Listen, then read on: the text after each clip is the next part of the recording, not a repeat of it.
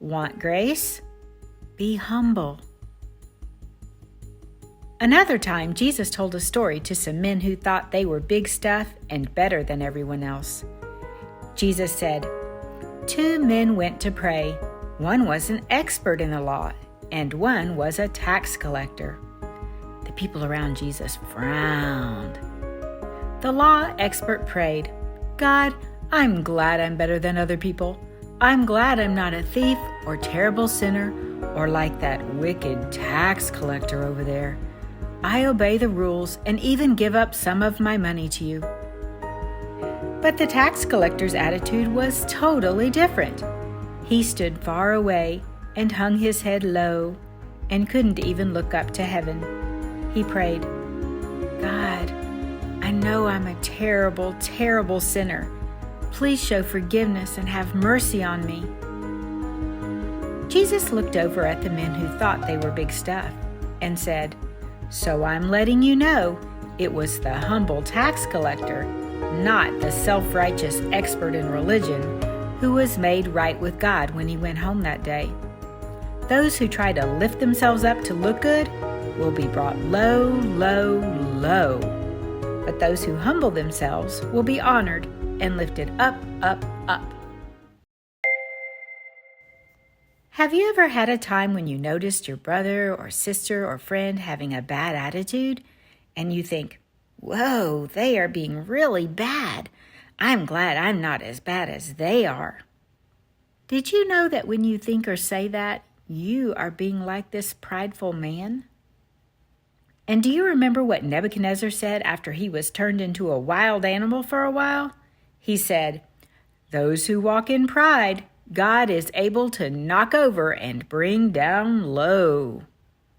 So instead of being prideful when you see someone else misbehaving, you should admit, God, I'm bad sometimes too, and I need just as much help as that other child.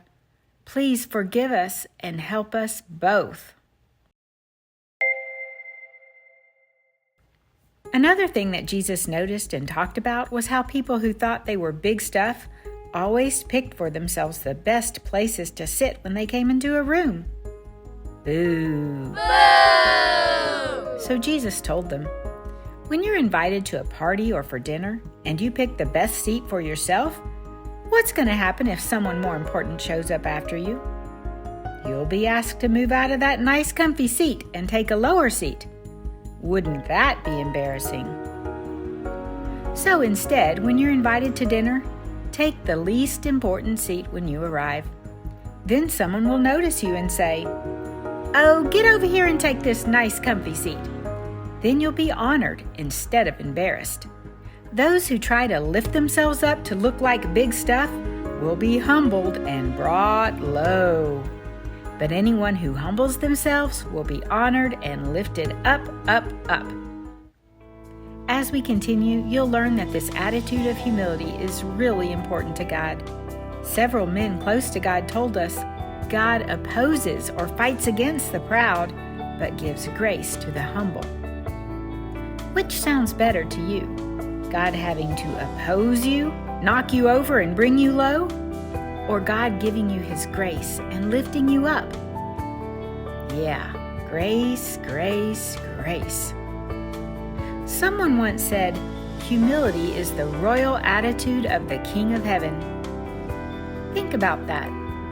Jesus was in heaven with His wonderful daddy, and He humbled Himself to come down to earth as a little baby, to then grow up and live as the servant of all. That's humility. God making Himself a man.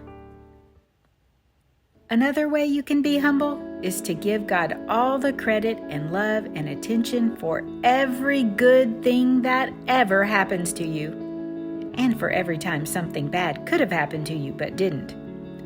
All of that is God's kindness. It's easy to be tempted to have a pouting or angry, why me, attitude when something hard or painful happens to us, when we should more often be looking to heaven with a smile and asking, why me, every time something good happens to us.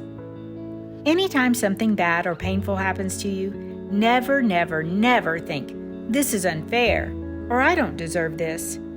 Instead, recognize it is either your own fault, Satan's fault, or God is just wanting to make you stronger and wiser than you ever could have been without the painful thing. So in those moments, we should list the thousands of good things that we have that we don't deserve. That kind of soft attitude is humility, and if you live like that, you'll also be a worshiper. And Father is always looking for those worshipers.